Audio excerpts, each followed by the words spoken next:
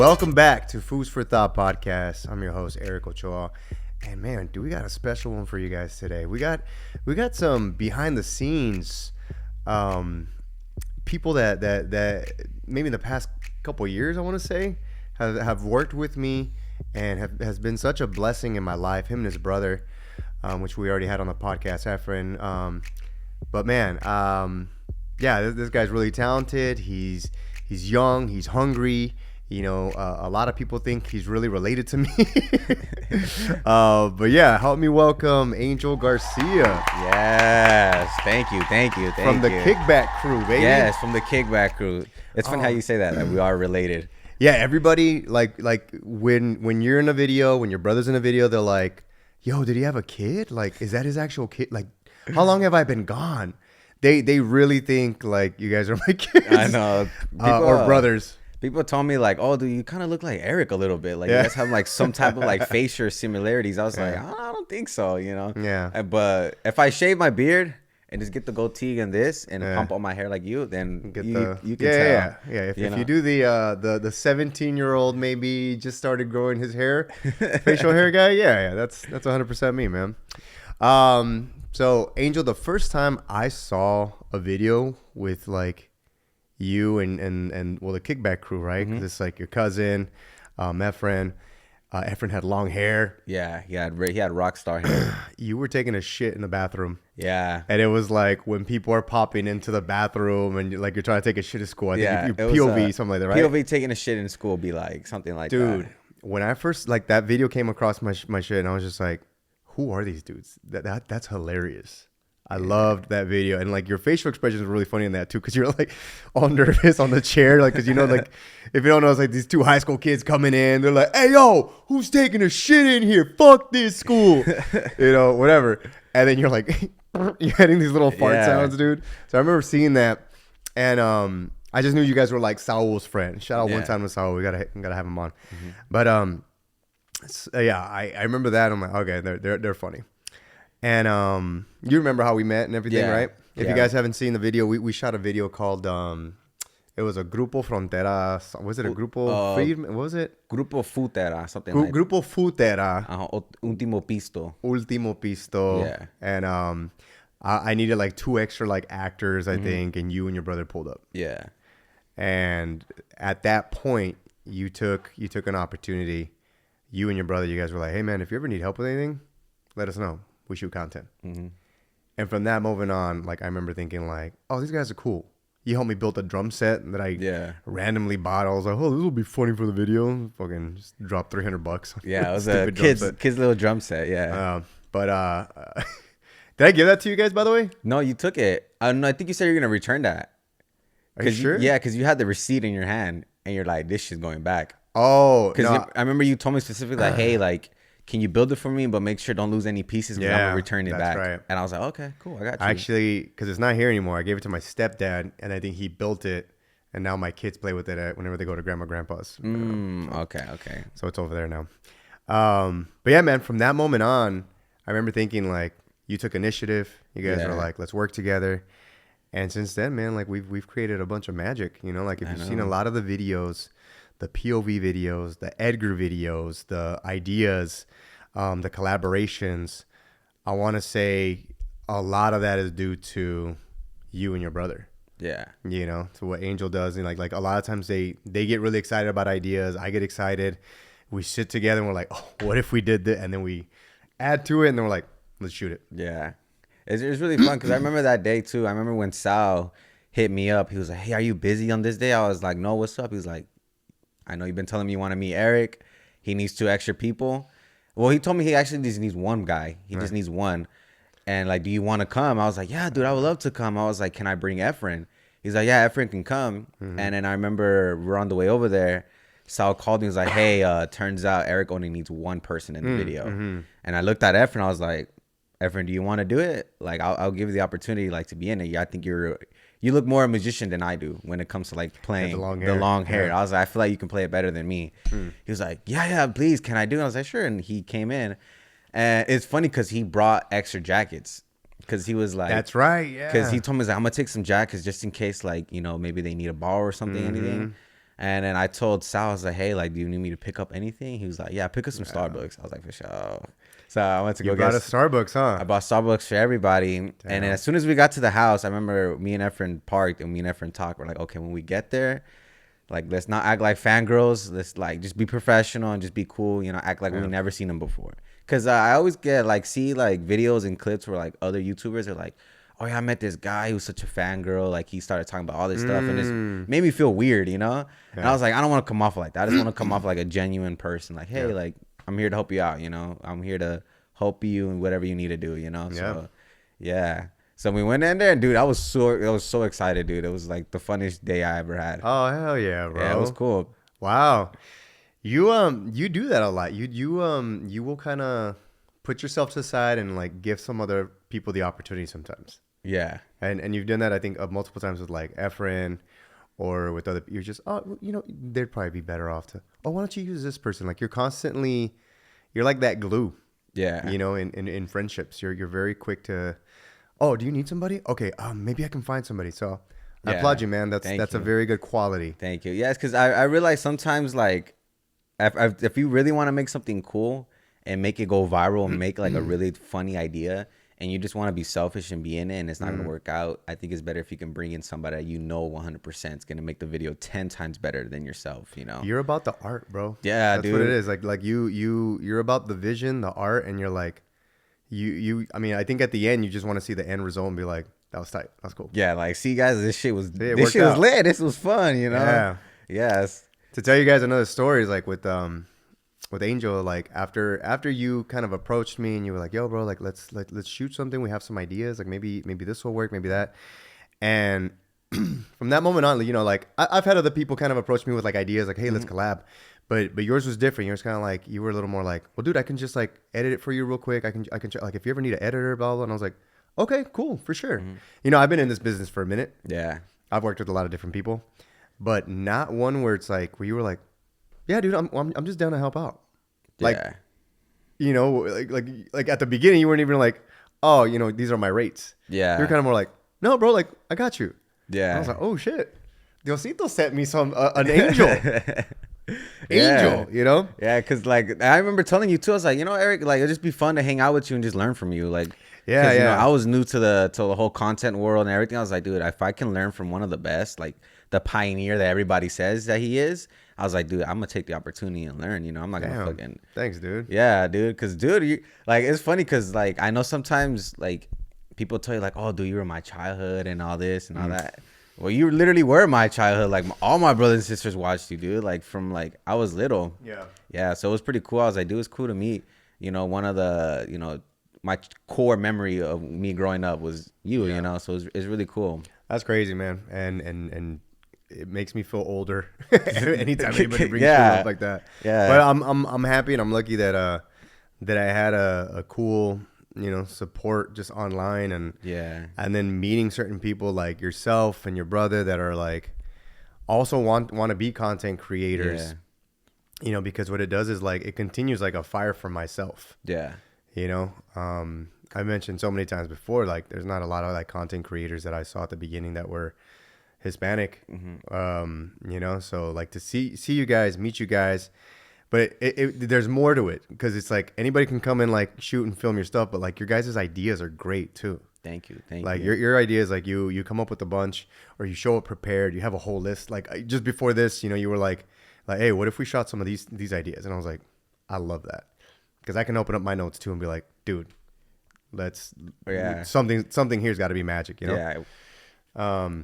So I don't know, man. Like I've told Angel, I'm like, man, you and your brother, you guys have been a blessing, you know, especially to meet you guys. And part of the reason why this podcast is here is because of Angel. Like for real. You know, it's something that I've always played around with, like, maybe one day. And one day this dude hits me up and he's like, all right, dude, what we got to do, we got to go in your office. We got to clean it up a little bit and let's just paint that wall. You know, and you were like, we can play around with these colors. He showed up. We went to like Lowe's and me, you and your brother, like we just sat here and had a cool day, just like painting the walls, talking to each other, hanging out. Setting up the TV, setting up the TV here. Yeah. that took me for It took you an hour forever to set it up. Yeah, that took longer than anything else we honestly, did here. The yeah. TV, setting up a TV. No, I couldn't find the studs. Yeah. But yeah, man, it was.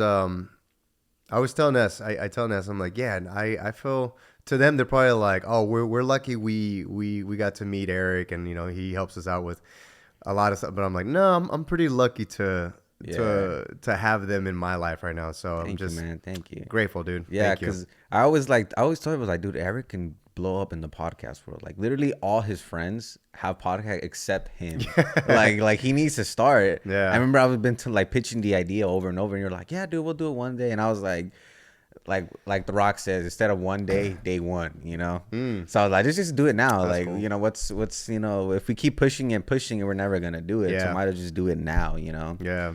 No, that's great. I love that mentality, that initiative. Because, yeah, I probably would have taken a while to do it. And besides the idea of, like, coming off like, oh, I'm just lazy about it, I think mostly I got more nervous about the idea of, like, people getting to know just, like, me like this. Because I like doing characters. I like being specific people. And I don't know if, like, me talking is going to take away from that, you know? I feel like that's something better. Like, people are gonna get to know you more better. Yeah. Because me growing up on YouTube, like, when I used to watch YouTube, I would watch a lot of YouTube and a lot of funny stuff, comedians and like other YouTubers. But the one thing I really did like, well, for myself, I don't know, other people can relate to me, is I used to love watching like the behind the scenes or getting to know the YouTuber a little bit more. You know. So, like, that's when I was like, dude, there's not a lot of things about you out there, you know, like the behind the scenes of certain things. I was like, dude, let's get that out there. You know, I'm pretty sure people are going to appreciate that, you know, or love that more. You know? Yeah, that's cool. Yeah. No, thank you, man. Thanks for saying that. Hope you guys are enjoying the episode. Wanted to tell you guys real quick that we are going on tour. FOO'S Got Talent tour. That's right, baby. So make sure you check the link in bio. It's got all the tickets. See if we're coming to your city. If you don't see your city on there, I want to see you guys commenting below which city we should come to, so you guys can check out FOO'S Got Talent live. It's me, my boy Mijito Lex, PD Flow, Perro Wise, played by Martin Rizzo, Edgar. But wait, that's not it. The best part about this show is that the audience gets to come up and show off their talent. So leaving it to a very unpredictable night. So we hope to see you guys there. Get your tickets below. Also, if you want to get yourself a shirt, a FOO'S Got Talent t-shirt, there's going to be a link below. This is what it looks like right there. And you can support the show by getting one. And hopefully you're wearing one at the live show. So I'll see you guys there. And I also love that story. You always tell how, like, you prayed and then, like, we showed up. I don't know if you ever told that story. No, I've never. Yeah, I mean, there's so many layers to this this friendship.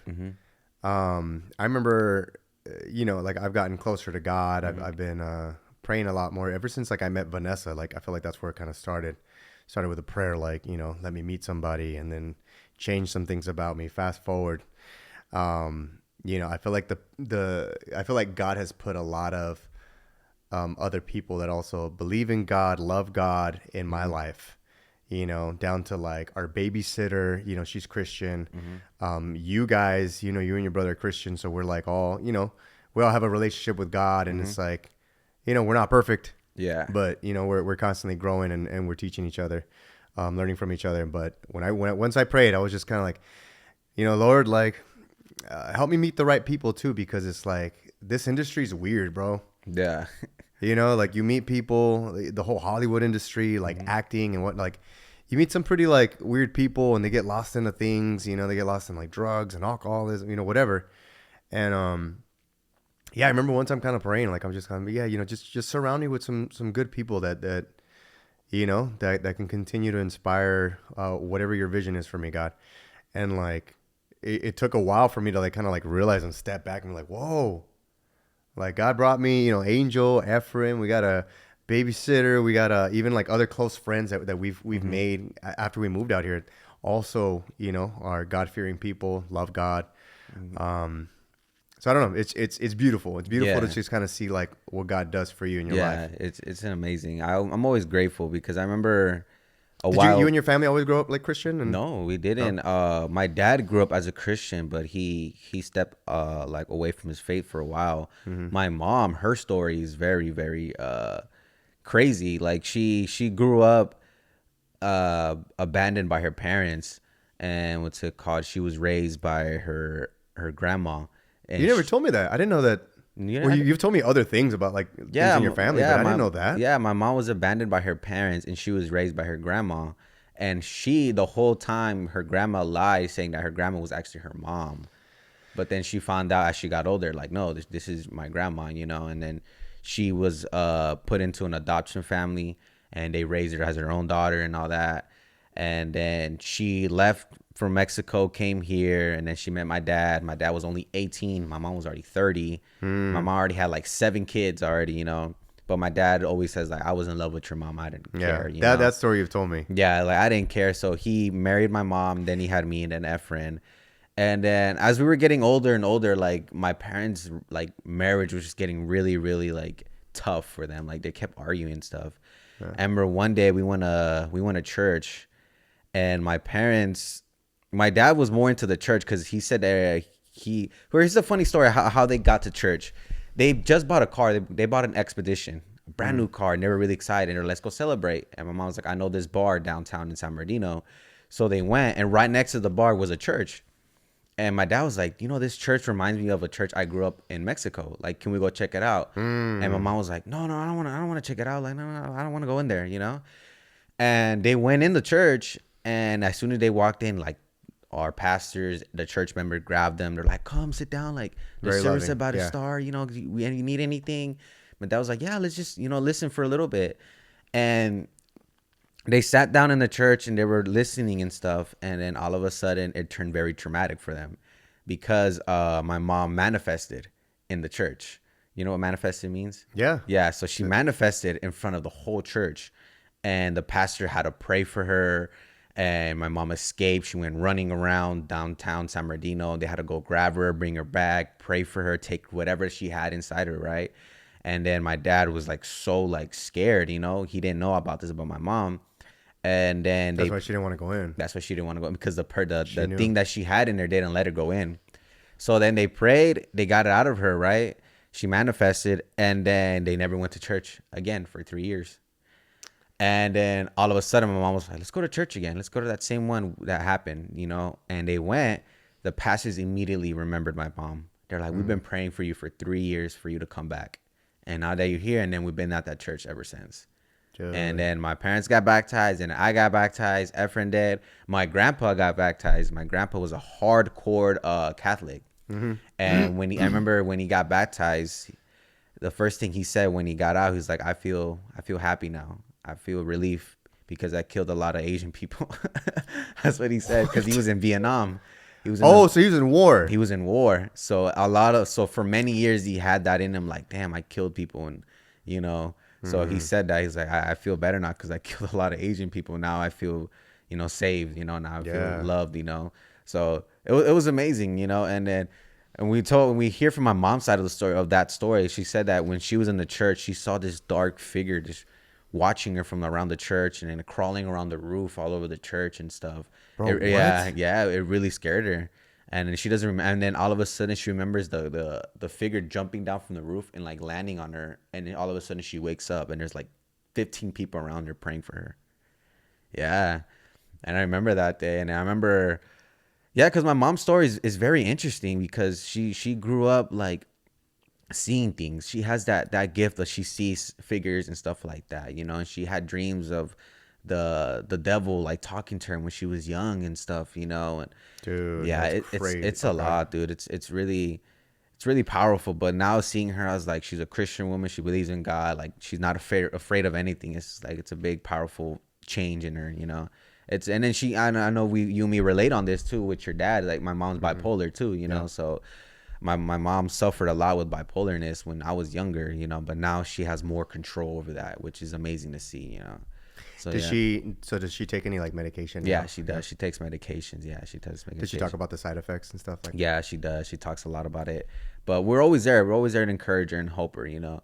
And it's cool because me and my dad and my little brother, we always plan the days. Like, okay, mom's going to be like this for certain days. Like, we got to be prepared. We got to be ready because she's going to feel some type of way.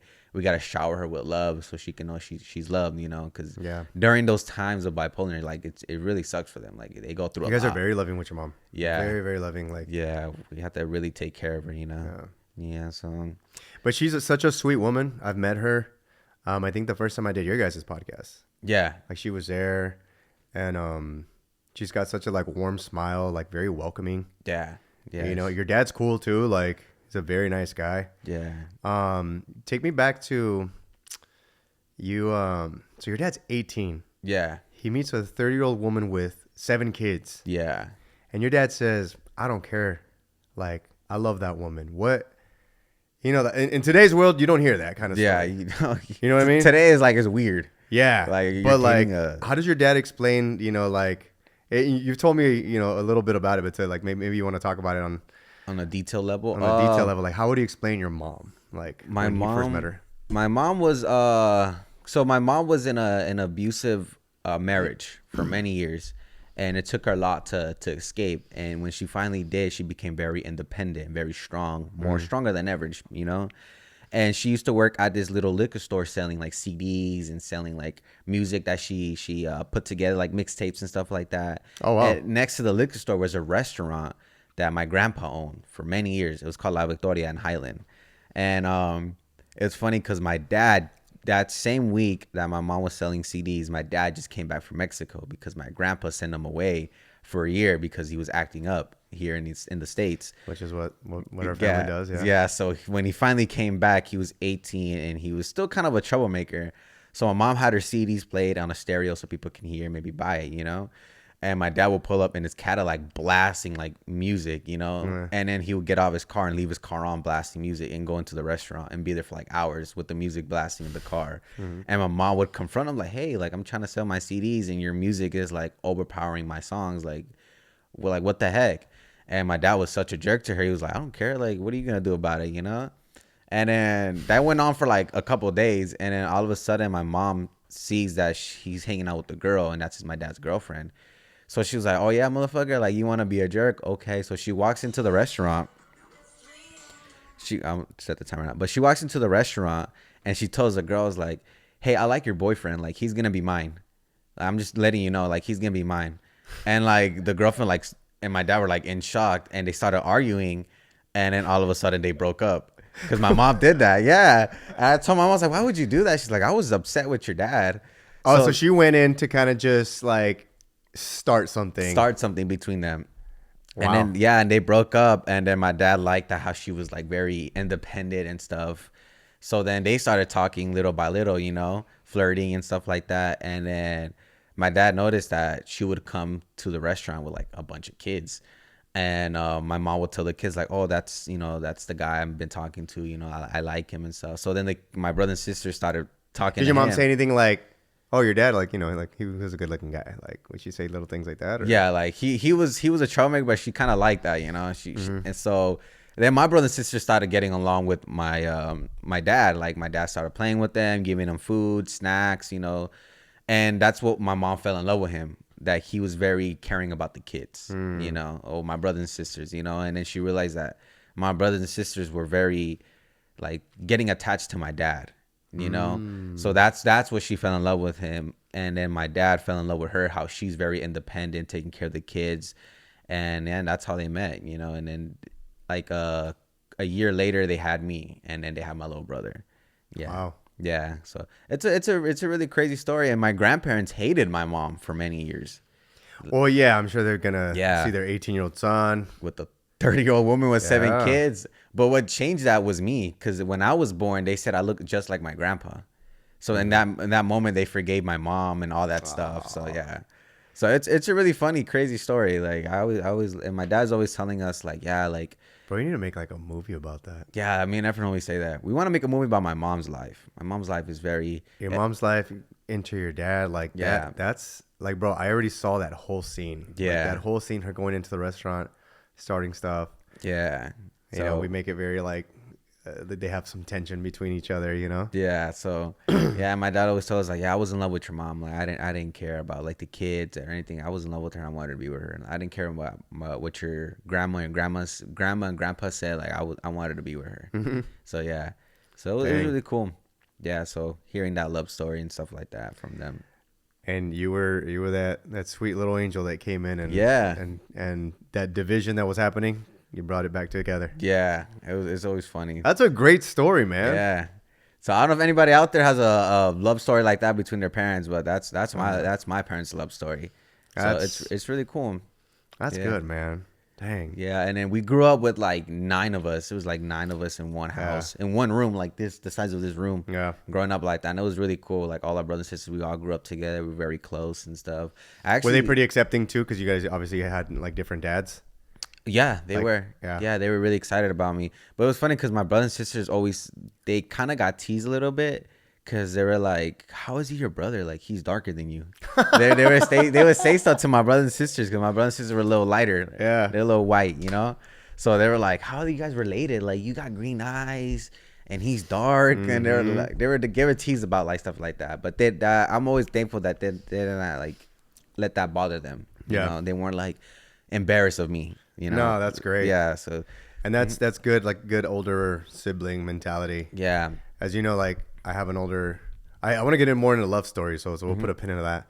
But I have an older half brother, and my dad, you know, like he had a kid before he met my mom, and he's from Oregon, and the same thing. He's like half white, half Mexican. Yeah, I remember meeting him. So yeah, you met him. Yeah, at the wedding, right? Dude, it was funny. You know what's funny about that? When I met him at the wedding, I thought he was just some random white dude there, you know, because I remember we hopped in the elevator. And it was him and his wife, right? We hopped in the elevator, and he was just cracking white jokes.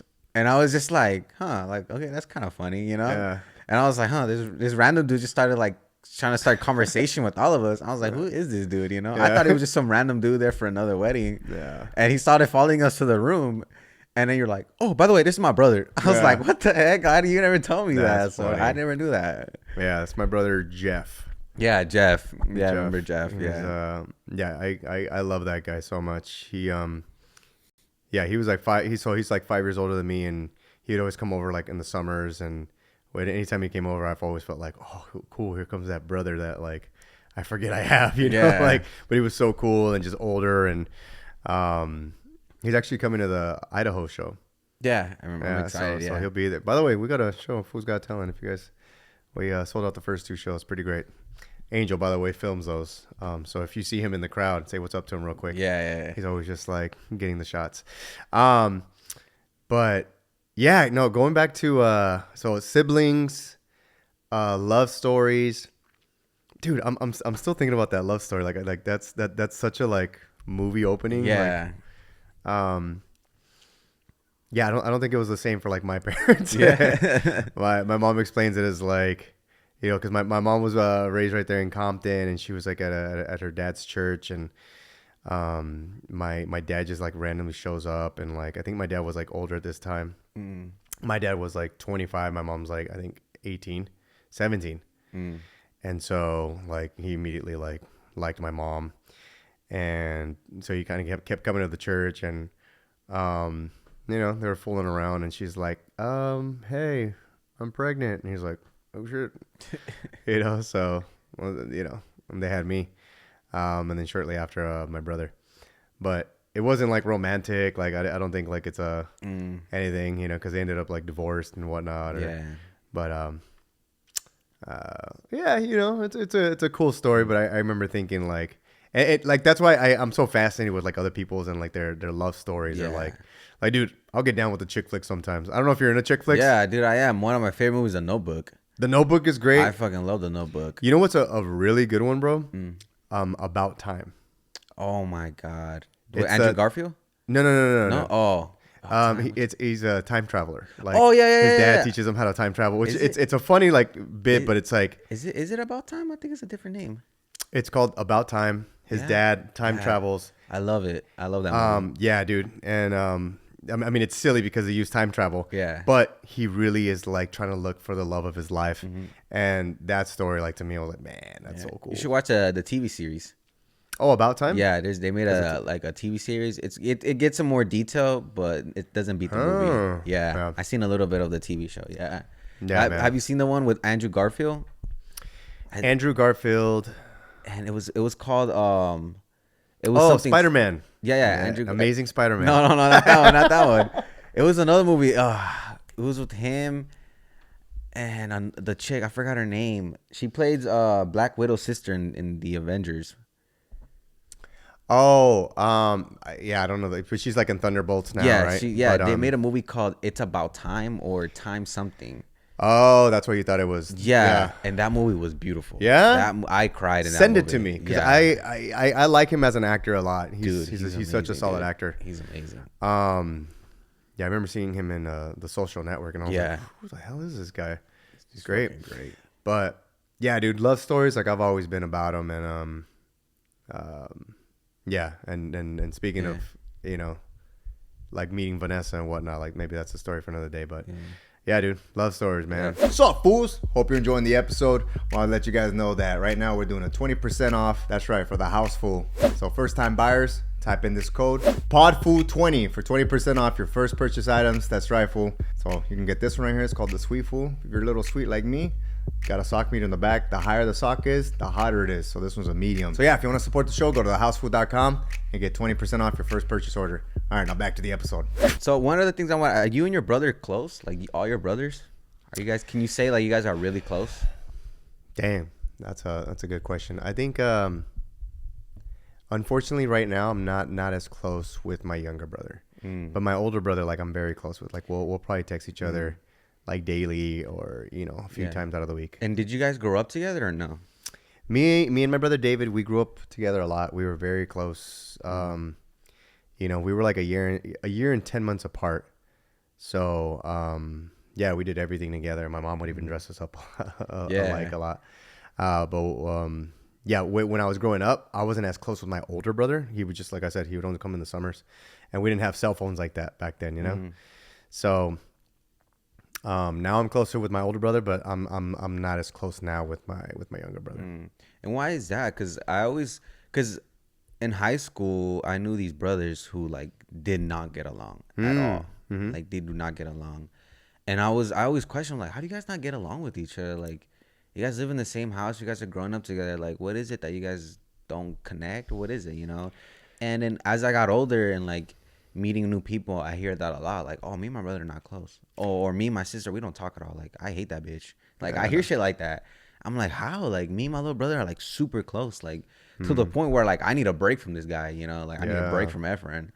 And like with all my brothers, I'm close to all of them. That's why I'm always questioning, like I had the same conversation with Sal. I was like, Sal, are you and your brother close? He was like, yeah, we're kind of close. I was like, have you ever said I love you to him? He was like, nah, we don't say that to each other. Oh, really? I'm like, really? Another homie of mine, this one really shocked me because they grew up in the church. They don't say I love you to each other.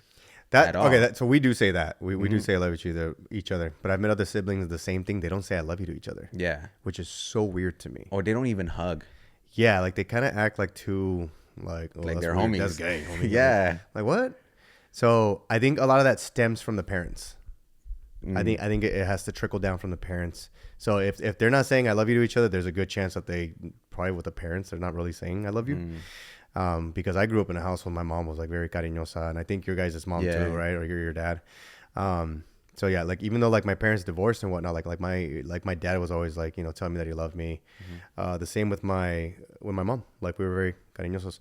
But like say for Vanessa, like she just now started saying I love you to like her sisters. And when I was first like dating her at the beginning, like she would hang up with her sisters, like she'd be like, yeah, and then she'd put the phone down, and I was like, did you hang up?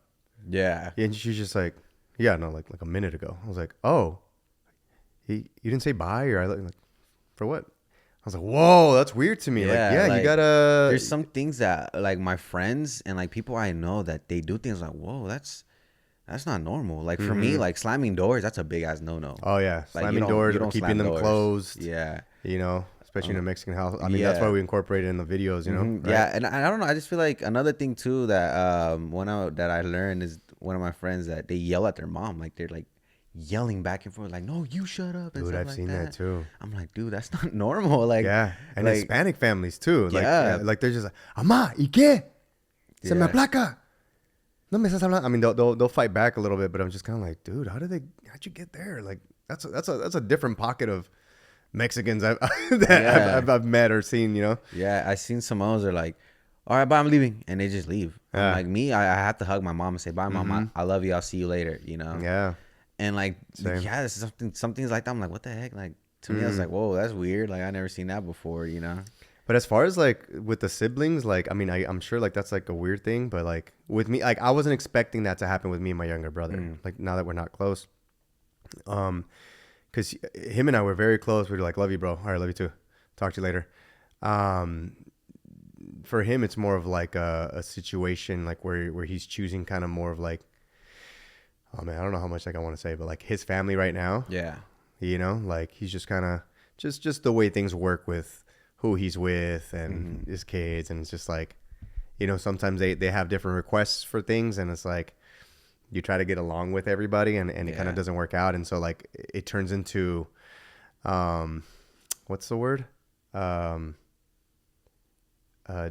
deal breakers, you know, or. And then it just kind of turned into that, you know. So my brother kind of, you know, he's going through a season of that. Yeah. You know, have it Things what you you guys will. just don't get along or agree with, basically. Yeah, I mean, we get along great. Me and my brother, I think we'll always get along. Like him and I can pick up the phone right now. But like there was like a good like maybe 2 years I didn't talk to my brother. And then yeah, like I mean, I don't care if he sees it, I guess. But yeah, he like did a tour somewhere. He was somewhere else, and then like him and I were talking. Like he like I don't know where this fool came. He was like, "What's up, bro?" I was like, "All right," you know. But I love him so much that like I don't care. Yeah. What about you and your sister? Me and my little sister. How's that relation? Because with me and my sisters get along really well, except for my older sister. Like I love my older sister, but I barely see her. Like for a while, she disappeared. Yeah, and She that sucks because disappeared. there's that gap. Yeah. I wish me and my sister were a lot closer. To be honest, you know, she was my mom's like last like child to have, and so there's like almost like a 15-year difference between us, and so when I was still there at my mom's, like I would take her everywhere. Like when she was little, I would take her to Knott's, I'd take her to Disneyland, I'd take her to the mall and just go buy a bunch of like whatever she wanted. Like I'd always want to like spoil her, and then like I think it got to a point where like I moved out, and then we started kind of like not hanging out as much. And now I have a family, and like we really don't hang out as much. So it's weird because like I would see her in little glimpses, and then she's just like all of a sudden grew up. I'm like, whoa. So I'm sure like for your older siblings to see you like every single time they see you, they're probably just like, damn. But Yeah. I'm sure there's a lot of little moments where they're proud of you. Yeah, 'Cause that's how I felt.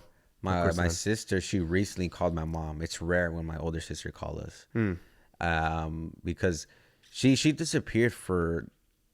We believe she fled to Mexico. We believe because I think she was up to some no good, so she fled to Mexico, and we don't get to hear a lot, you know. And when she recently called us, and it's super rare, and she told me like, "Hey, I've been seeing your videos on Instagram. Like, when did you get a beard?" I was like, "What?" She was like, I would never think to ever see you with a beard." I was like, "Yeah, I've been growing it. It's been a struggle, but I have it." And she was like, "Yeah, it's just so weird to see you with the beard, and then seeing Efren driving." Because she left when I was in middle school. Yeah, so like for not to see me for that long, it's just like whoa. It's a weird like glitch. Yeah. In your world, you're like whoa, because you're siblings, but you're not like growing up together siblings. Yeah. You know. Yeah. So I was always questioning like, like how do people not get along with their brothers and sisters? Like for me, it's just, it was something I just did. You know, I just got along with all of them. Yeah. And obviously, like you're closest with Efren, right? Yeah, like you me and guys Efren are the a closest. year or two apart. Kind of similar to like me and my little brother, like a year and 10 months. But yeah. No, I'm glad that you and your brother are close. You know, you guys are probably gonna still have fights, but like as long as you guys kind of lock back in. It's funny because me and Efren joke about it. We're like, oh, like once every year, me and him always have like a fist fight. Really? Yeah, there's been times, but it's like once every year, me and him actually like get down and like fight, like actually fight. Yeah. And we haven't had it yet in this year, but I'm pretty sure we are gonna have it sometime. Coming. It's coming. Last year, I remember we got into a fist fight in our room because I was trying to watch a Netflix show, and he wanted to play the PS4, and I didn't let him because he's been playing all day. And I was like, dude, I haven't even sat down and watched TV in my own room. And I think he tossed the controller at me, and I threw it back at him, and that's how we just started fighting. Yeah. Over stupid shit we fight. It's just funny, you know. Are you guys doing like actual blows at each other? Yeah, we actually throw blows at each other. Damn. Yeah, it's rare. I remember one time I got in a fight with my brother Raul. You met Raul. Yeah. Dude, that one traumatized me. After that, I was like, I'm not gonna fight this guy. He's ever bigger, again. stronger. Yeah, but it was my fault too. To this day, I always tell my mom, I was like, I feel like an idiot for trying to do that, because there was a point in my life where I was a troublemaker. Like, I was being really rude. I was fucking the rudest person ever on earth. I think everybody kind of has that phase in like but their teens or but mine was because a lot of shit in our family. Like, my mom, she got a brain tumor. She had a brain tumor for like 2 years. So in those 2 years, I was a jerk to a lot of people, and especially to my older brother. And I remember one time we just threw a party for one of my brother's kids. Did you act up because your mom had a tumor? Yeah. Like you didn't know how to act? Like, I didn't know how to act. Like, instead of being there for her, I was acting up, and not in a way like you think, like me, like destroying shit. And it's just me being really rude. Like, I just didn't care, Yeah. And I remember one time, like I said, we were throwing a party for one of my brother's kids. And I went inside just to go do shit in my room. And my brother came. I was like, hey, can you come out here and like clean and help us clean out the yard and everything, all the mess? I was like, yeah, bro, I'll be right there. And he was like, okay, but I need you there now. I was like, okay, I'll be right there. And he left. And like 5 minutes, he comes, he's like, dude, I need you to come and clean. And I just told him, like, dude, shut the fuck up and leave me alone. And that's the first time I rose my voice at him like that. Yeah. And he closed the door and he fucking swung at me and beat the shit out of me. Damn. Yeah, he beat the shit out of me. And then I went outside cleaning and I acted like nothing happened. Turns out after I went outside cleaning, he went to my mom crying that he beat the shit out of me because he felt so bad that he did that. And my mom told him, like, hey, like, you know how he's been acting? Like, he kind of needed it. And after Sometimes that, you need an ass whooping, bro. Yeah, and after that, I never fucking did that shit to my brother again. Yeah. Yeah. But, Dang. yeah. That's crazy. I haven't had anything like that, but You never gone to blows with your brothers? no, I mean we've fight? like probably like punched each other in the body. I don't know if we've ever punched each other in the face, like me and my brothers. Like we would yell at each other. We probably smacked each other around a little bit, but never to a point where we were like punching. For some reason that kind of reminds me of another story, like because you were saying you were acting up because you had like heard the news about your mom, right? One time I was like at this like bar, and for some reason this guy that was like next to me kind of bumped into me, and like that was enough. Like he was like, "What's up, bro?" And I was like, "What's up?" He's like, "You bumped into me," and I was like, "Oh no, I was by the bar, like." It got a little crowded, so I don't know. Like my bad, like a bit. Like bro, he like really looked aggressive, and it fucked with me. Like I was like, how like whenever you react to something, you're like, oh man, I wish I had another chance to react again, but I'm still there. So in my head, I'm already thinking like, I might just like fuck this dude up, or like fight this guy. But something came over me, dude, and I'm I'm drinking actually. Yeah. But something came over me, and it was like kind of like, he's probably going through something, dude. Yeah. And I was like, yeah. Okay. This is what I'm gonna do. I got some shots, and I got one for him, and he had like 2 homies with him, and I was like, give me 2 more shots. I don't know why. I'm drunk too. But I decided to go and like walk up with these shots to the guy. And, like I just walked up, they had like a little table, and I set them down right there. When I'm drunk, dude, like I'm a different guy. I don't know what it is about me, dude, but I have a different aura. I haven't been drunk in like 200 days, by the way. I remember I seen you drunk one time in San Diego. We could talk about that right now. Yeah, that was really funny. Me and Efra were laughing the whole night. I'm a different guy. I'm almost like the superhero version of myself, I feel. Yeah. That like the confidence I wish I had sometimes. Anyways, when I'm drunk. So I'm drunk. I get these shots. I put them on the table. The guy looks at me like what's your, like, why did you just enter our circle? I do that. That's how much I didn't care. Like I was like, I got your shot, bro. I feel like you're going through something. And then he was like, yeah, let's take them, bro. So we all took the shots, para arriba, para abajo, centro, whatever. Took them. And then out of nowhere, like he started like, he kind of was leaning on his homie. And he started crying. I was like, well, fuck. This got deep. Yeah, that shit got weird. And then one of his homies next to him he's like, hey, thank you for doing that. He's been off ever since like he lost his mom. Oh, yeah. I was like, oh, yeah, shit. So like in my head, what I thought earlier, like, bumping into some dude, he had a problem with it. Like I kept thinking like, man, I should have just thrown a blow at this guy, but he was going through something, Yeah. He lost his, hopefully I'm not remembering it wrong, but it's either lost his mom or he thought he was going to like she had like a surgery or something that was going to come, or I don't know. But I remember like thinking that in that moment, like, damn, I did something nice. And since then, dude, like, I don't get angry at things whenever people like confront or, you know, like I'm always thinking like, oh, they're probably going through something, you know? So I don't know, like that's crazy thinking that way. Like I never would have thought, like even for you right now in your state, in your age, you know, like I don't think you would start a fight with anybody. No. But like that's the first thing I thought of, like, you know, when someone's acting up is because most of the time they're kind of going through their own shit, right? Yeah, I was really rude. I remember the one time I was in school and it was just lunch lady. Oh man, I feel bad even saying it. There was this lunch lady. You know how after lunch, like you have to pick up your own tray and throw it away. I would leave my tray there. And the lunch lady was like, "Mijo, you have to pick up your own tray." And I was like, "Well, that's your job. That's why they're paying you for it." And all my friends looked at me like, "What the fuck? Like, he really said that?" And thank God for my homies. I love my homies. We're like family. They immediately called my older brother and told him like, "Hey, your brother's acting weird. Like he's not acting like himself." Like, that was really off of him to say that to the lunch lady. My brother came back to the house really upset at me, brought me in the room, my mom and my dad, and they all had to talk with me. Like, my mom was really sad that she said that to me. That I said that to the lunch lady. My brother was like, "What if that was mom?" And some kid just said that to your mom. And I was like, fuck. Yeah, so shit like that, dude. I was out of pocket, dude. I said a lot of rude shit, you know. But I think we all have like moments like that, man. Go ahead, what are you saying? Even to the pastors, I said some shit to the pastors too, dude. Damn. Yeah, man. I'm not proud of it. They told me one time, like, if you don't want to be here and you don't like us, just say it. And I was like, I fucking hate you guys. I just straight out said it. I was like, I fucking hate you guys. You know, you guys. Here's another random thing about Angel. Like, Angel's like really funny, like on the spot. Like you can say some shit that's like fucked up. Yeah. I think there's like a switch where you're like, oh, now? Okay. Fuck you. Like, like your teeth are ugly. And who are we hanging out with? Oh, the whole wheelchair, the homie. Oh yeah. Dude, that was not my fault, dude. I didn't know that was a bad word to say. I did not know.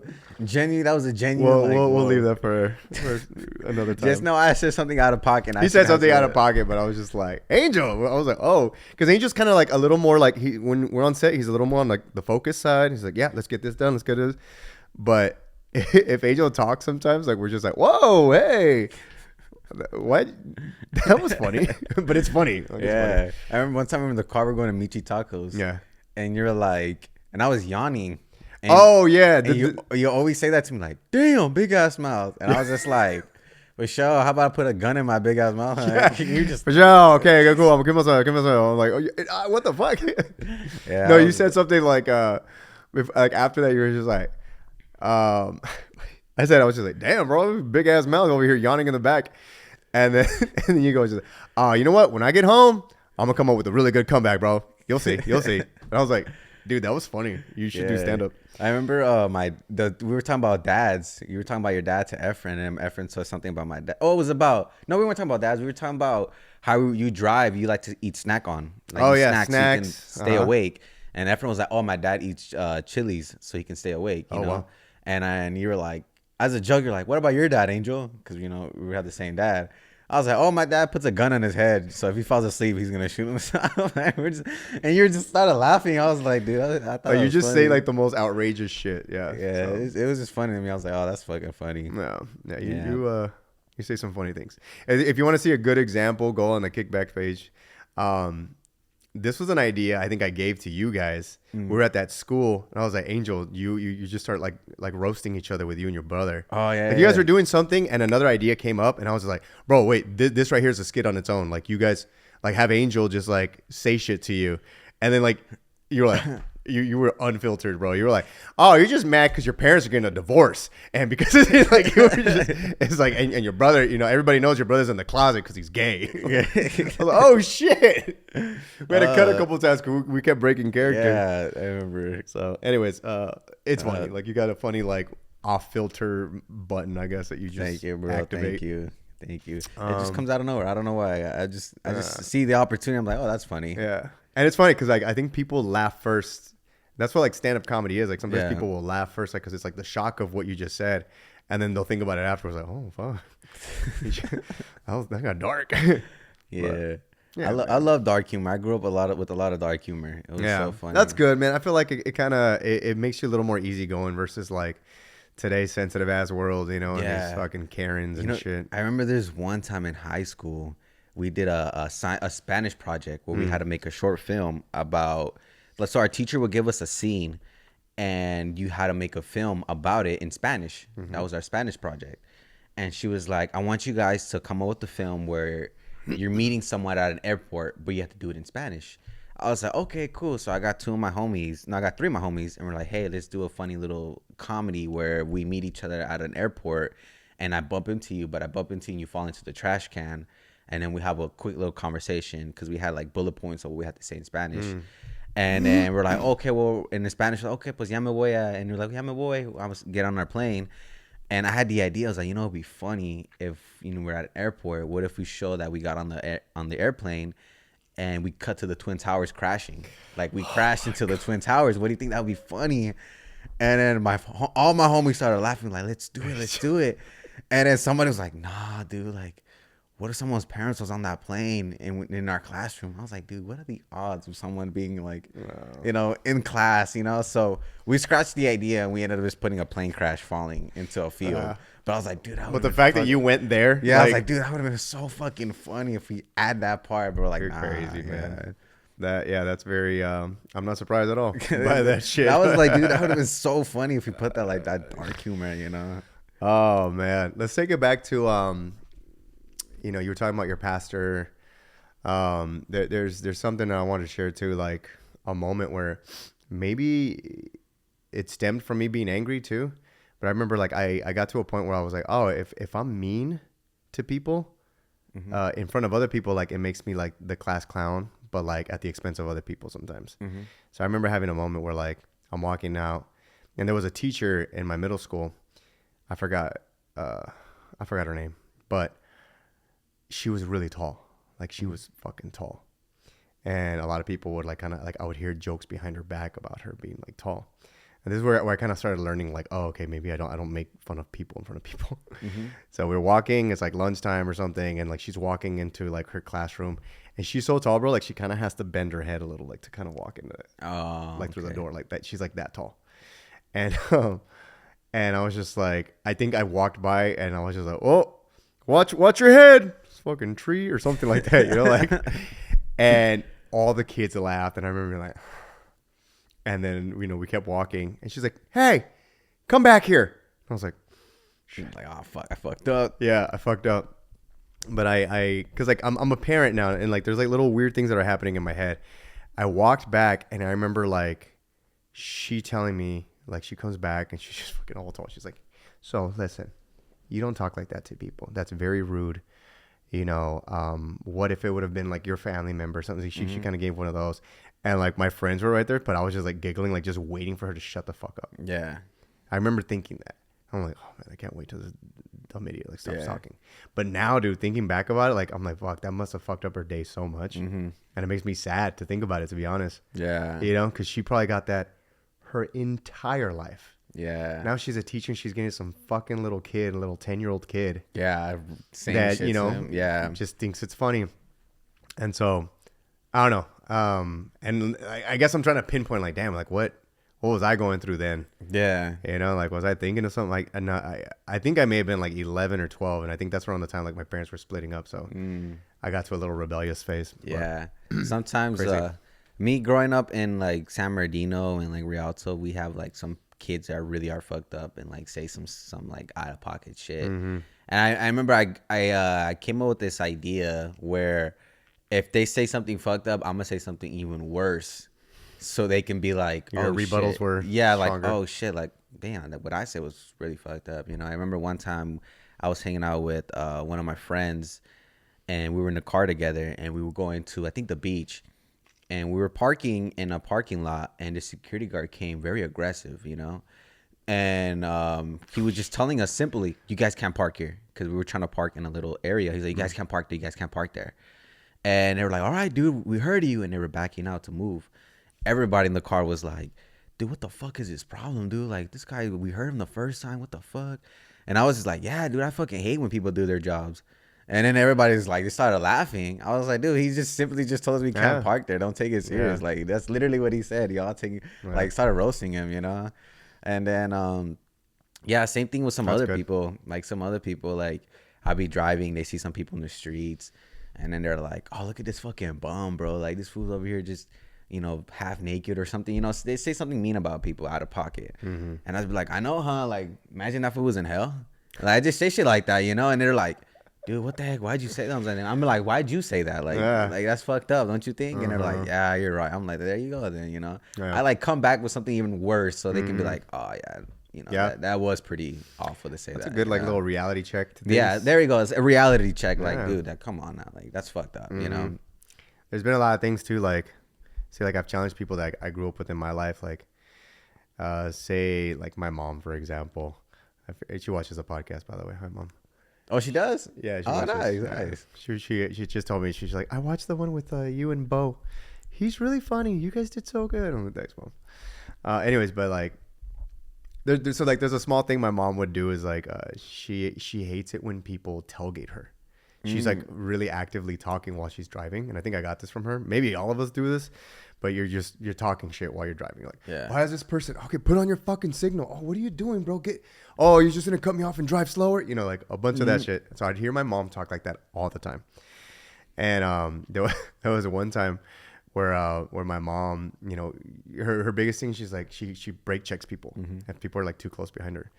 And there was one time where I was like, hey mom, you're kind of close to this car. She goes, no, I'm not. And dude, she was like like maybe like way closer than we are right now. And she was like, and dude, I remember her like yelling at me, like, don't tell me what it mean. I was like, I'm just saying, like, kind of like that reality check, Yeah. kind of just like, hey, check yourself too, man. Like you're doing Yeah. the same thing you complained about. Yeah, you're doing the exact same thing, bro. Come on now. But I it's hard to do that to your parents, because they're Yeah. really like. All right, before we get into some of these questions on Instagram, I always ask Super Ego or at the Foos Got Talent. If you guys want to ask questions, ask there. But I think I wanted to ask you. We've been working with each other now like a couple years. Mm-hmm. There's some things that I'm sure you learned from like working with me. Mm-hmm. Maybe some of like my editing style, especially since we, sit down and do a lot of like the Foos Got Talent episodes. You guys are like in the office and we're all just sitting here like I'm like looking over your shoulder like change that. Yeah.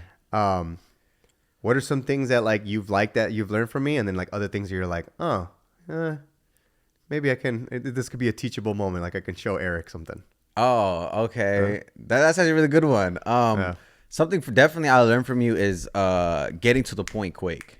Yeah. Because I had this idea growing up of like, okay, I got to build a story. I got to go beginning, middle, and end. And you're like, why? When I first met you, you're like, why? Let's go straight to the point. Go straight to the ending.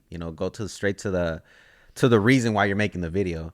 And I was like, I don't know, Eric. It just doesn't make sense to me. Like we got to build a story here. And I remember we did the first skit we did was you on a bike, promoting the bike with Vanessa. Oh, that's and right. The after that, e-bike. we sat down and you're like, let me show you like the way I edit.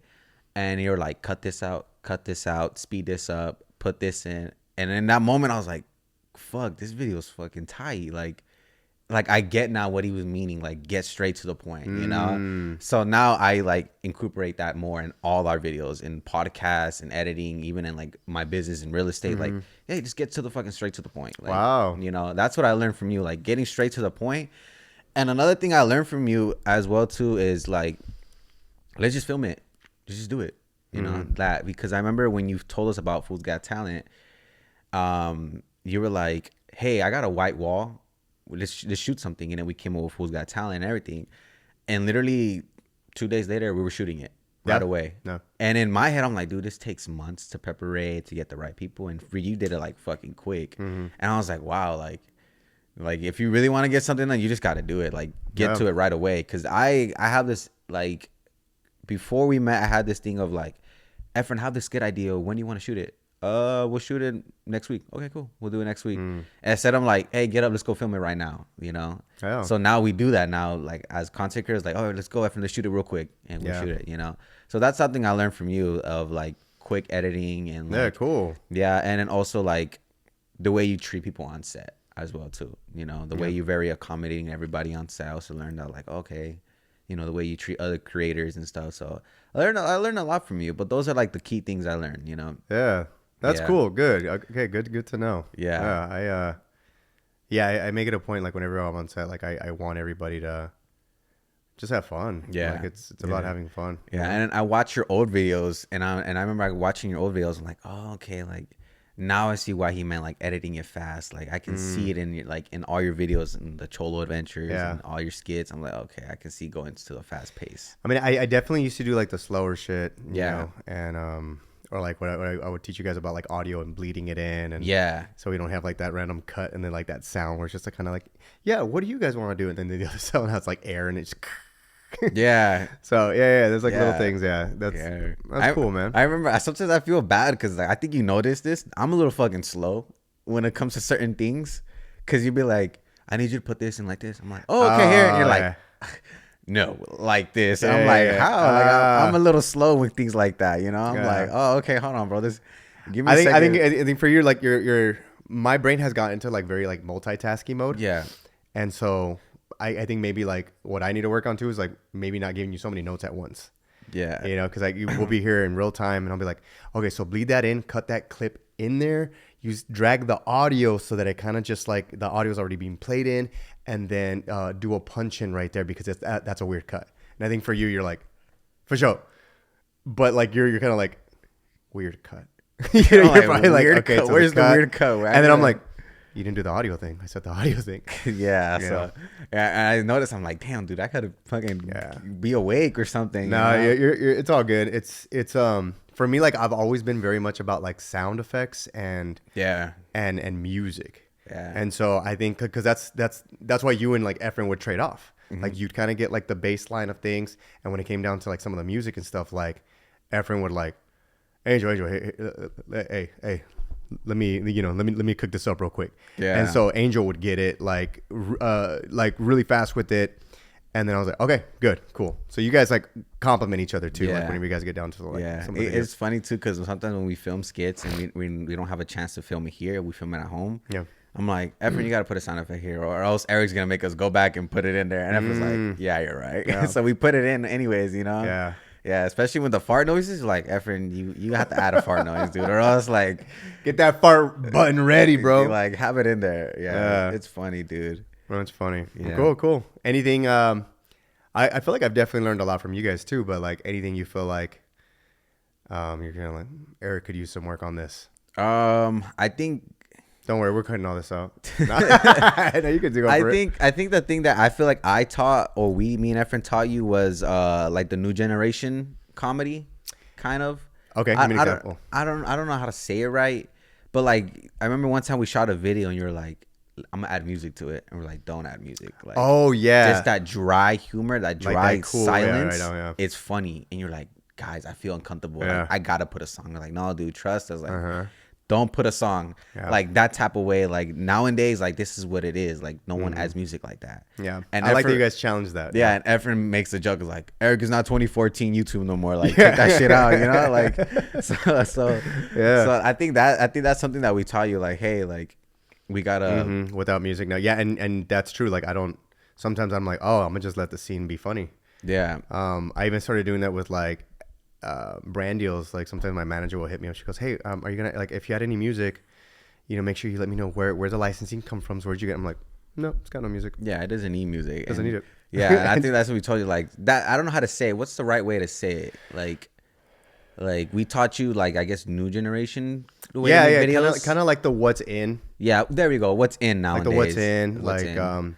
And you can see that too, even with like my fashion. Yeah. You know, I think I opened up that door the first time with like Efren. Like I told him, like, it was one show in San Diego, and I was just like, hey bro, we got some time today. Let's go shop and like pick a fit for me today. And he goes, I got you. Yeah. Just a deep ass voice. So that's the right word. Like I think we taught you on what's in. Like, yeah, like kind of like what's funny, in, who's popular, who's not. Because I remember the first keeps me young. Yeah, that first viral video we made was the Mexican Edgar Meets Mexican Dad. Yeah. And I made the joke. I was like, say, I want to be like Wilito, and you're like, Huevitos.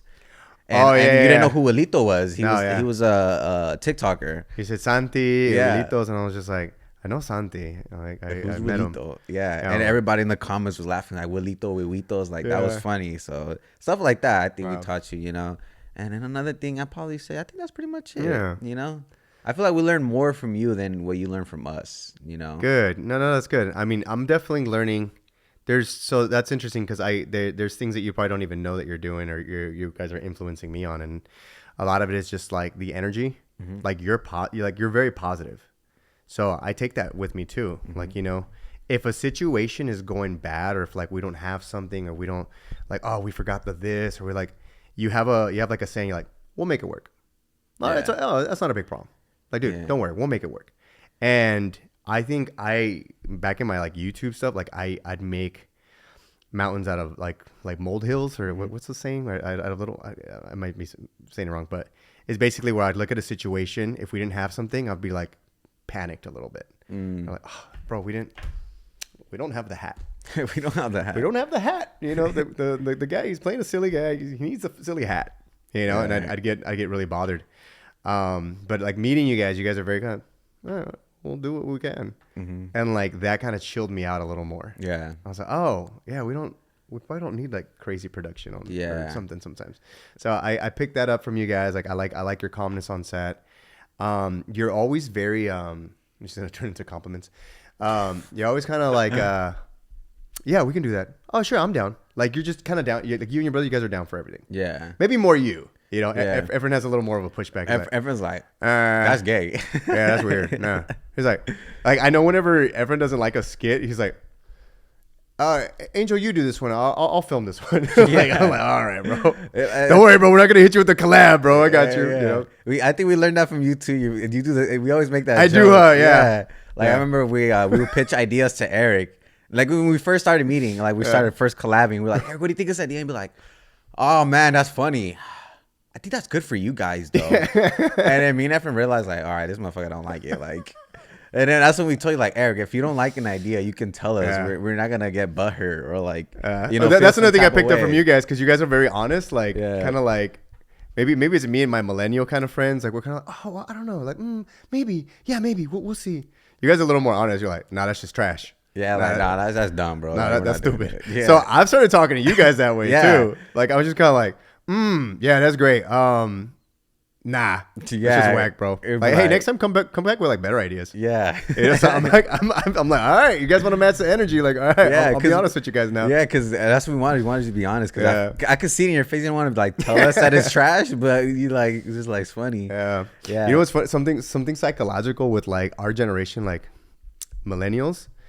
We were born in a generation where like we got in trouble by like older people, but at the same time had to like be respectful towards our elders in a specific way. And I feel like Gen Z, like they're very notorious for like not being respectful towards their elders. They kind of just say what they want to say.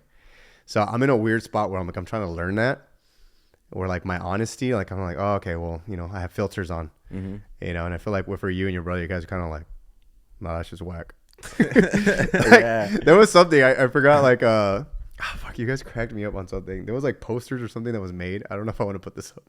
Oh, like, you guys like, he's like, hey, that's just ass, bro. There was just something like, or like how you guys will like immediately kind of judge some people like how they dress, or like bro, what shoes he's wearing. Like, oh damn, what the fuck is that? There was I don't want to say it, but there was a certain person on set on Foos Got Talent that had a terrible set.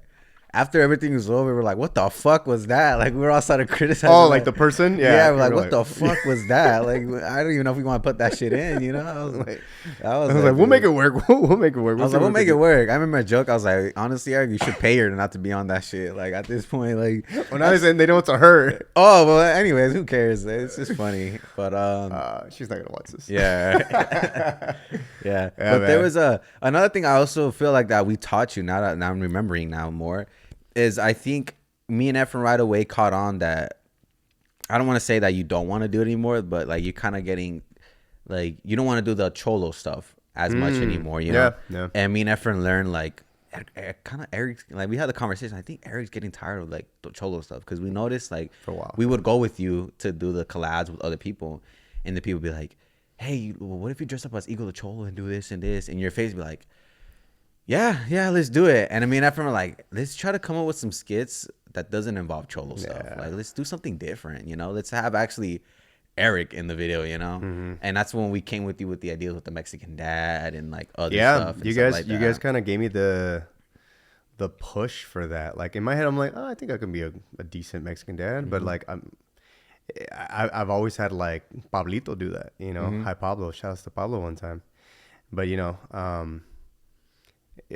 moved far, so like you know, like it's harder to kind of work with Pablo, and you know he's got his schedule. So I was like, all right, I'll give it a shot. Like I'll try it, and like I kind of like really leaned into it. I'm like, all right, let me give this a shot. Efren gave you the figs, like put this hat on, put this flannel on, Yeah, the hat. This, like put the mustard shirt with the necklace. The hat was so important, actually. Yeah, the hat. I was using his hat for a while, the one that's at Mexico.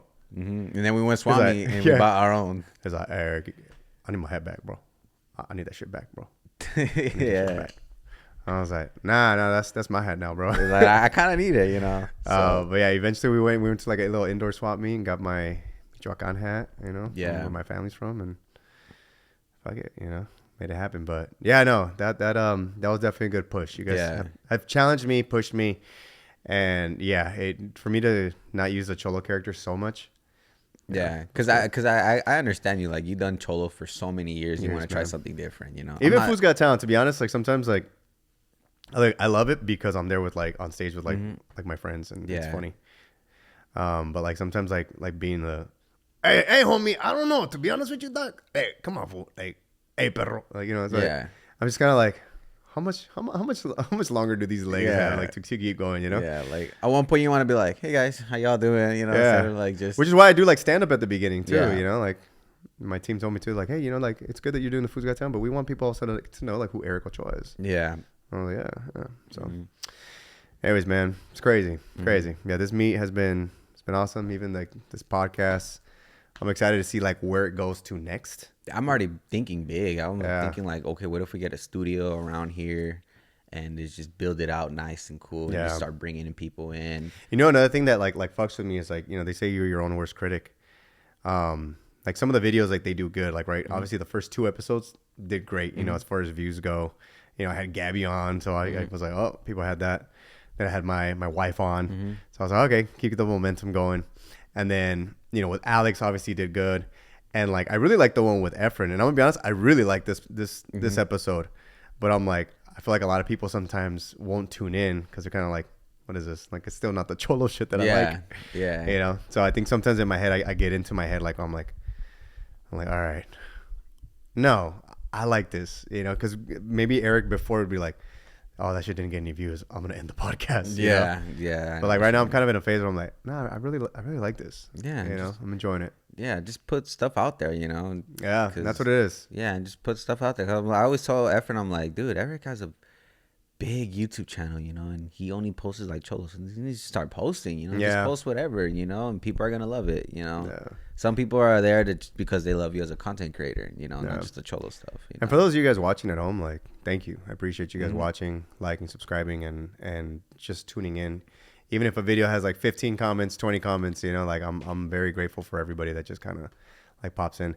They do tell me like, yo, you got to get it on Spotify because they still can't listen. Oh yeah, I gotta hope you put that on Spotify. Yeah, help me set that up. I got you. I'm old and crippled. Let's get into. It's not that you're old and crippled. It's very complicated to try to put it on Spotify. Actually, yeah. I've tried. I'm like, oh, what the fuck is this? Yeah, trust me. I had my issues, but then I figured it out how. Oh yeah. Well, like I said, we asked some questions. Let's get into it. We'll answer a few of these, and you know what? I'm gonna go just lightning, and then just see which one jumps up at us. Okay. Okay. Is there a moment in anime that hit deep because you were able to relate? Moment anime? I think the moment when is Dragon Ball Z consider anime? 100%. Yes. I think when Vegeta goes Majin Buu. I think to me that I realized like, damn, like this fool was so frustrated with everything in life. He just started to just be a bad guy for one time. Yeah. I think to me that was like, whoa, that's crazy. Yeah, that's cool. That's a good one. I love how much anime has like an impact on stories, and like these are like great stories, bro. Yeah. For me, it's always gonna be Shippuden. Like Naruto, like there's an episode where he's like fighting against his evil self, bro. And look, for the next 30 seconds, I'm gonna spoil this, so skip. But bro, there's like it made me cry. Really? He's fighting against himself. And that one and another one with Pervy Sage. But he's fighting against himself, like an evil version of himself, and he can't figure out how to beat him. And then but he like goes into like what is it, like a meditation to fight him. And so like they do like the whole fight scene, and he can't beat him every single move he knows. Wow. And then out of nowhere, like he's like, I got it. I know how to defeat him. And so he goes back into his meditation and he starts fighting him. And right as he's like, he's yelling at him, he's like, nobody ever loved us. Our families and friends never loved us. Why do you keep coming back here? Blah, blah, blah. And he's like, just come at me. And he's getting ready to like charge up and fight him. And right before he gets, dude, like it kind of chokes me up. Yeah. Right before he gets there, he hugs him. Oh, wow. Yeah. He hugs him, and that one like throws him off. And oh fuck, Yeah, dude, like he hugs him and he's just kind of like, he's like, it's okay. But it's like it was so close to home for me, because it's like sometimes we have like that inner voice that like fucking destroys us, dude. Yeah. And to see it in anime, I was like, was not expecting that. Yeah. Have you seen Thunderbolts? No, I haven't seen that yet. Dude, that one's gonna choke you up. Me and my dad, my little brother cried. Really? Towards the end, yeah. I heard one review where someone was like talking like it was ass. And I was like, oh, so I didn't even watch it. So basically, it's Is it something like what I just said? Yeah. Oh. Yeah. So like he's a very powerful, like almost like the Don't Superman. Don't give me too much. Almost like the Superman version of it, right? And basically, there's another version of him that takes over that. Oh. You know, and it's kind of like similar to that ending, but I'm gonna let you watch it. Okay. But you can see, if when you watch it, you're gonna see why it affected me and my little brother and my dad so much, because it related a lot to my mom, the way everything was. So when you watch it, you'll be like, oh, okay, I see why it made them choke. I'm excited to check that out then. Yeah, check it out. It's really dope. It's a really good movie. Good question, huh? Mm-hmm. Damn, I thought I was just gonna go like breeze through these. Who were your inspirations while on the come up? It's a good question. How about for you? You have any inspirations, people that inspired you to be where you're at now?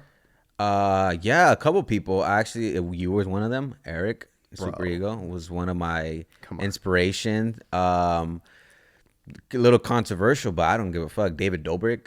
Watching David Dobrik really like inspired me. His work ethic was crazy. I really love David Dobrik. And another person was, who was it? He was on Instagram a lot. I forgot his name. I haven't seen his stuff in a long time. Oh, Ryan Higa. There we go. Oh yeah, Ryan Higa. I love Ryan Higa because, like I said, I watched a lot of behind the scenes. So I watched a lot of behind the scenes how he made his videos, and just seeing the dynamic of him and his friends making videos together, like the production and everything. I was like, wow, that's something I want to do for a living. So doing that was really cool. That's cool, man. Those are good answers. And low key Logan Paul at one point. Yeah. And to this day, I fucking love Logan Paul. He's really cool. With like, so you like people that like have work ethic. And Like people might not like, oh, Logan Paul's dumb and all that. Yeah, dude, a lot of controversy. Logan Paul is where I want to be at, you know. Like he's really cool, you know. So except for the dumb decisions I'm sure nobody's regrets, perfect. Yeah. Yeah, no, but I'm with you on that. Like I literally don't like to bash anybody, because I know like everybody has their obstacles. Everyone has their tribulations. Everyone has their, their story. Yeah. So I'm actually like a very forgiving person when it comes to like meeting some people like that have done terrible things. Yeah, I am too. And I think I have more of a side of me that's like, hey man, Jesus still loves you. Yeah. God still loves you. And I feel like I'm very forgiving too, because I hate the saying when people say like, oh, I forget, but I don't forget. And I'm like, then why the fuck did you forgive him if you're not gonna forget that shit? You know, like, amen, dude. There's no point of that. You know, that's smart. Yeah. So it's like, if you're gonna forgive him because you're gonna forget about it, you're gonna move on. Yeah. And something I always say is like, just grow the fuck up, you know. And people, was on, and that could be very tough for a lot of people to swallow and with good reason. Everybody has their own experience, and you're allowed to feel the way you want to feel. But yeah. I mean, I've been through a lot of like pain, and you've told me a lot of your family stories. You've been through a lot. Yeah. And I think it maybe just comes from a point of like, what can you do? Like, can't change a lot of shit. Like, some terrible shit happened to me. Terrible shit happened to my family. I love how deep you get in some conversations on the podcast. Because for me, like, it's funny because I don't like getting into deep conversations. You could tell. Yeah, get a little awkward, huh? Yeah, it's just that like to me, I'm just like, I don't know. Like, I don't really like something that people always tell me was like, Angel, you never tell your testimony to anybody. Like, why don't you tell your testimony? And I always tell people like, well, I feel like I don't have a big testimony. I haven't really gone through a lot of stuff. And then they're like, oh, well, that's a testimony. I was like, how? I was like, I never done drugs. I never smoked. I never betrayed anybody. None of that. And they're like, well, that it is. That's your testimony, that you live a normal life and you did good decisions. That's a testimony there, And I was like, really? I never seen it that way, Because I always saw him as like, I got to go through some shit in order to give a good testimony. Like, no. You know, our pastor, he said he went to to take a test for being a pastor, and they would ask him a bunch of questions. And they were like, you're going to be a perfect example for a pastor because you never never gone through anything the other pastors went through. You know, you live a righteous life. Yeah. And so I was like, oh, okay. You know, I could see your example being like how could someone go through life and not be able to do like terrible things like this or that. And you're like, well, there's an example right there. There's an example over there. You know, so yeah, that is a testimonial, not to like rub it in someone's face, like look at how much. But it's just an example, like, oh yeah, you know, like you grew up. I think your thing is you grew up with a lot of siblings. Yeah, you were able to see other people's mistakes. And then you kind of just like got a free lesson on like, oh, if you go down that road, like that's the shit that happens. Yeah. You know, that's something. So. That's what I noticed. That's what I growing up with older siblings. I realized like my brother got into drugs. He had to go to rehab. Told myself never gonna touch drugs. My sister was an alcoholic. Never want to drink ever. No, you don't. Yeah. Never. I see the way it affects my parents and stuff like that. And I always told my parents like I never want to hurt you guys the way my brother and sisters hurt you guys. I never want to do that. And also like going to high school, going to these parties, seeing how my friends act up and the way they look when they're drunk or faded. I'm like, I don't want to look like that. Like I have too much respect for myself to look fucking drunk, running around, you know, acting like a fool, spitting on the floor, tossing shit, you know. I don't want to do that. You know, I have too much respect for myself to blow that image, you know. Yeah. Because imagine you and me going on tour and I'm fucking drunk and I'm acting up. You're gonna be like, I don't want this guy on fucking tour no more if he's gonna be acting like that, you know. So like I don't ever want to do stuff like that, you know. For a lot of people, it comes from like a place of pain or hurt, you know. Like for me, like I like alcohol like kind of snuck up on me. Like if people don't know this, but like I'm actually like it was a time you're good for that. People don't know this about me, but I'm gonna look it up. How many days you in, bro? Take a guess. I'm gonna say like 282. Oh No. So I'm 219 days. Oh, okay. No alcohol. And like it's something that it's not like I'm saying like I'm gonna quit forever, but for right now, like I'm just trying to complete a year, and I'm more than halfway there. But I didn't realize that I was using alcohol to kind of help let me stress less, and apparently like I would stress a lot, and so like you're explaining right now, like I have more respect for myself, you know, like why would I go out and blah blah blah, you know, you're gonna see me on the tour, blah blah, but because I'm the one doing the tour, I'm the one, you know, like that's in charge of a lot of stuff. Like I got to a point where like now I have more responsibilities, but I would still be like an idiot drinking too much, you know. And I wasn't doing anything crazy. Yeah. But like in my head, like I would say some things, or I would get to a point where I was just like a little too, just sloppy. And it'd be like around family or friends, and then like this is the next day, like, hey, you know what you said? Like, do you remember what you know, like you were kind of being rude towards. And I think sometimes like that filter that I have on, you know, where I'm just like, you're fucking stupid. Yeah, that confidence. It came out. Yeah. Like I would talk to people that way, or something bothered me about somebody. Like I'm good to kind of like hold it in. I kind of, oh, that's fine. Hey, some people have their own thing, but when I have alcohol in me, I kind of just like let loose and things. Let them know, huh? I let them know. I let people, you know. So it kind of like, it was just like embarrassing, to be honest. You know, I had moments where like I talked to Ness about things, and she was like, yeah, last night you kind of were a little rude, or like the way you said something in front of you know, to me in front of other people, you know. I'm just, oh, I'm so sorry about that. Like I didn't mean to, you know. Yeah. And sometimes like, you know, if you're gonna have arguments, but you know, but that's definitely not the right time to definitely be a pendejo. But anyways, that's what I'm kind of doing. Like I'm like, can I do a whole year? I'm like pretty proud of myself to do 219 days now. Yeah. But I'm glad that you have that. I hope that you hang on to that. Yeah, that's something I really want to hang on to. Yeah, and same with anybody out there, you know, like. It also comes with a little bit of fear. Like I'm scared to get drunk. Yeah, I'm scared to get drunk and scared to get high. Mine disappeared. Yeah, because I have I don't know if you know, I deal with anxiety. I don't know if you ever know about that. Have I told you? No. Yeah, I deal with anxiety. It came to me when I was after high school, when 2020 came in. I had the worst like anxiety attack, panic panic attack ever. Like it was really it really affected me really bad. Like I had to go to the hospital and like they had to give me like pills and stuff for I can relax and stuff like that. Now I have been more calm, you know. And something I realized that Red Bulls trigger my anxiety. That's one time I drank the Red Bull and we started doing a podcast, dude, and I was getting anxiety while we were doing it. And I don't know if people can see the episode, but you can tell I'm a little off, but I'm trying to contain myself. As soon as the fucking episode ended, I went home and went to sleep. And the next day I was like, it was the Red Bull. That Red Bull fucking triggered me. Yeah. I never want to drink that shit again, you know? Yeah. Yeah, it's like also learning about like your nervous system and then like what are your triggers. Yeah. Like just psychologically too, man. Yeah. But yeah, man. Anyways, if you're not drinking and you don't care for it, like don't start, I would say. Yeah. Just end with that one. How do you feel about the current generation when it comes to dating? I'm gonna end off with this. It's a good question. That's good because you're in a different age group than I am. So I think when it comes to dating, I think I hear this a lot. I heard it's very different. Like it's not like the times where my dad and my mom grew up, you know, where like love is so like powerful and that's the only person you want to be. Or like in the 50s, like love is just like you met someone and you were bam. You tell your parents this is the woman I'm gonna marry and that's the woman they marry. Nowadays it's more like even when it comes to music. Like back in the day, love music was very beautiful. There's a saturation of everything at your fingertips. And now it's just like, fuck this bitch with the fat ass and shit. I'm like, damn, where's the love at? You know, where's that love? Ever heard Steven Sanchez? I feel like I played around his music around here a couple of times. Yeah. I love the way he talks about love, you know.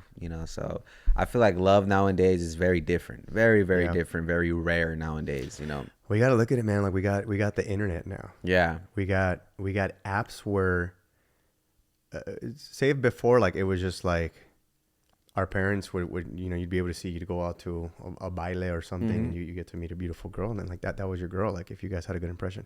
Now, bro, we can see infinite, you know, guys or girls. Yeah. Cute, not cute, okay. And then you can get DMs and now you have options, you know. Girls will like have 5 different guys they're talking to. The same thing with guys, you know, like so it's a generation where like more options. Yeah. And it's not the same. Yeah. I really feel bad for like this generation, like, and even my kids. Yeah. Like, fuck, what is that going to be looking like? Yeah, that's true. And now there's that T app, you know, now where it's like like I don't know if you heard about it, but it's like an app now, like guys that have gone out and dated certain girls. And girls like literally post photos of like these guys like, oh, this guy did this to me. Oh my God, he did the same to me. Oh wow, I didn't know that. Yeah, I gotta look more into it, but like I saw a post about it. I was like, what the fuck? It's kind of genius. I'm like, I'm so happy I'm like not in the dating game right now, bro. Yeah. I didn't get into like the OnlyFans, like having an account and like looking at a bunch of girls or like what's the other one? The dating one, like where Tinder. Like maybe at the very beginning when I was like talking to Ness, like I remember like having an account and just kind of like to look. I'm like, what is this about? Yeah, but I've never met up with anybody. I feel like nowadays with those apps, it's hard to see if it's real or not because some of them can be scammers. That too. Yeah, some of them can be scammers. You know, so I'm just like, whoa, you know, it's kind of crazy. You don't know if they're real or not. You know, especially nowadays, things are gonna get more crazy with Instagram Maps. Now that shit's fucking bro, turn crazy. that shit off. Turn that shit off, bro. You called me yesterday. You were like, bro, there's a new feed. I was like, God, I know, bro. It's off. Yeah, turn that shit off, bro. And when you post, do not add a location on that shit. It's gonna pop up. It sucks. So yeah, thank God for a fan or supporter hit us up and told us like, hey, I can see your location where you live. I was like, oh, that's fuck. Creepy. I was like, but she was like, I'm not trying to be weird. I wonder what they benefit from that. I mean, obviously they want to compete find with friends. Yeah, compete with Snapchat. Yeah, man. I guess we can close it out with that, man. That's a good question. Just today's generation. Good luck out there. Be safe out there. Be safe out there. Yeah. You know, like we both talked about our religion. Maybe there's an episode we can all get into more about our faith and Christianity and why. You know. Yeah, and then also like really like pick up a Bible and read it and like pray and stuff. Yeah, because I've been seeing a lot of videos where it kind of like bothers me a little, like those motivational videos where like a podcast or someone asks someone like, hey, like, you know, like what's your inspiration? And they're like, oh, God is my inspiration. Like without God, like I can't do anything. And then they ask them like, when's the last time you pick up a Bible? Oh, I haven't. When's the last time you got to church? Oh, I haven't. You know. So I'm like, that bothers me. Like, then why you say God, you put God first, but you don't follow it. So my advice is, if you believe in God and you love God, you have to live in a righteous way and does live like in His commandments. Do what He does. Something my pastor told me. He told me, and it stuck to me every day. He's like, I noticed you wear a cross around your neck, but do you have it in your heart? And I was like, wow, I never seen it that way. He's like, yeah, it's not only you wear it around your neck, but you got to carry it in your heart and then do what God tells you to do. Follow His lead. I was like, oh, okay, you're right. That's a great message, especially for other, Christians out there or people that, are about the faith, and which I think everyone should. But also adding to that, like people that are scratching the surface, if you're ever curious about, maybe we could talk about it more on another episode and like to get it really involved, but like as to why. I feel like for me, like I've exhausted so many options of, especially like other religions, because like I think that's a good question too. Is like, how do you know this is the religion? Yeah. And I feel like I was very lucky to have my family kind of like, I was raised in the church, and I had my moments where I separated myself from the church, and then I ended up coming back. And especially with God, I've always felt like I've had a relationship. But if you ever want to question God, you ever want to question the Bible, like believe me, so many people have, and they always end up, and it's mostly atheists. Yeah. They always come back and they're like, they become Christians themselves. So I look into that. I think like that's very important. Yeah, here's a really cool story that I don't think I ever told you, but I remember one time, it was my birthday. I was turning 11 or 12, and my dad was like, where do you want to go eat? I was like, I want to go to TGI Fridays. I used to love TGI Fridays. So he's like, all right, let's go. We'll go pick up. Sponsor us. Yeah, we'll go pick up my friend Junior. He grew up in the church with us. He's like one of my best friends, like my brother, He was the fourth member of Kickback Crew. Oh, word? He was, but then he dropped out to become a police officer. So, which he's lucky, because that's what I wanted to do before social media. I wanted to be a cop. That was my. But anyways, back to the story. We picked him up. We went to TGI Friday. We got out and we were going into the restaurant. There was this homeless dude, and he goes like, "Do you guys believe in God?" And us Christians, we were like, "Yeah, of course we do. We love him." He goes, "Well, I fucking hate him." He's like, "I hate him. He done nothing but ruin my fucking life." Like, just started going off on Jesus and God. And we were like, well, God bless you, brother. I hope, you're safe out there. And we went inside, and it really bothered us that whole dinner. We were like, man, that's the first time we ever heard someone. We hear people talk about stories of like, I met this person, he hates God. We met this atheist and all this. But that was the first time that happens to us. So like, oh man, well, let's just forget about it, move on, pray for him. We get in the car, we drive off. We start driving down the street, and we see him in the corner with his hands raised and another person praying for him. Yeah. And my dad was like, well, it wasn't us that was going to save him, it was somebody else. Yeah. Wow. Yeah, we saw him in the corner crying, his hands up in the air praying. And a guy wearing a suit and a Bible in his hand praying for him. That same day? That same day. So I wonder if he did something or something happened to... I don't know. Maybe that guy convinced him, like, hey, God doesn't hate you. Like, you shouldn't hate God. Look what God done for you. Maybe God loves you. Maybe it said some words to him that made him feel like, fuck, maybe you're right, Yeah. So, yeah. The one thing I always remember, too, is, like, I think the devil loves to, like, blind us with our sins. So they're like, oh, well, what about these people? Like, they live good lives, and they don't even believe in God. I'm like, yeah, sometimes the devil, like, blocks, like, any of that because they're like, he gives you everything from this world. And for you not to be... questioning specific things, like if there's truth, if there is an all-powerful God, like if there is someone that rose from the dead, for you and your sins, wouldn't you want to be curious about that? Go search it. There's times where like I would question God, and God would like show me like, hey, I am real. I remember one time I run the tests, like, exactly. I remember one time I was struggling with money one time, and I was really frustrated because I couldn't get a gig. And I remember I told God, I was like, God, like why am I struggling so much? Like, I have this talent, I want to put it to good use, I want to help people, but I can't even buy myself like my own meal, like this sucks, like can you please help me? If not, then I don't even know if you're real or not, what the fuck, really frustrated. 2 minutes later, my homie sends me $100. He lives in Fresno, and he goes, hey man, like, I just feel like you need it more than me. I don't know why, but here's $100. And I was like, wow. And I called him, I was like, dude, like, you don't have to send me that. Like, I don't, Like, I don't really need it and all this. Like, no, dude, keep it. You know, it's all good. I was like, oh, thank you, bro. I love you, man. Let me know when you're back out here in Rialto, we can hang out. And I was like, wow, that was to me. I was like, wow, that's amazing. You know? So yeah, dude. Yeah, I feel God really does be answering prayers. Like if you really test Him. Yeah, that's what happened with Vanessa. That's what happened when I met you guys. With our babysitter. Like I remember just kind of like asking, and the same thing. Like a certain situation, I was kind of just low on funds. Yeah, and I was like, I don't know how to do this anymore. I can't. I remember like I can't even afford an editor right now. Like God, just just provide if you can for my circle, and bam, you guys showed up, and like for the first few projects, you guys kind of like, we'll do it, bro. Like I got you. So I remember thinking like, dude, that's crazy. Yeah. So what was the one thing I always tell you? I'm like, hey man, I'm taking you guys to the top with me. Yeah, and I'm very grateful for that, dude. I very, very am, because I remember one of my goals was like, I need to travel more. I need to get over my fear of planes and flying. Oh yeah, we're going to Idaho. And then you're like, we're going to like 15 states. I'm like, fuck. I'm like, all right, I'm down. Let's do it. Like, let's get over this fear. You know? I'm a little tense, a little scared, but at the same time, I'm very excited. Like, oh shit, like, you guys will actually see this on Tuesday. Yeah. So yeah, we'll be in Idaho, Boise, Idaho, and I'm happy to put you on a plane, bro, and just travel with us. Yeah, so we'll be just fine.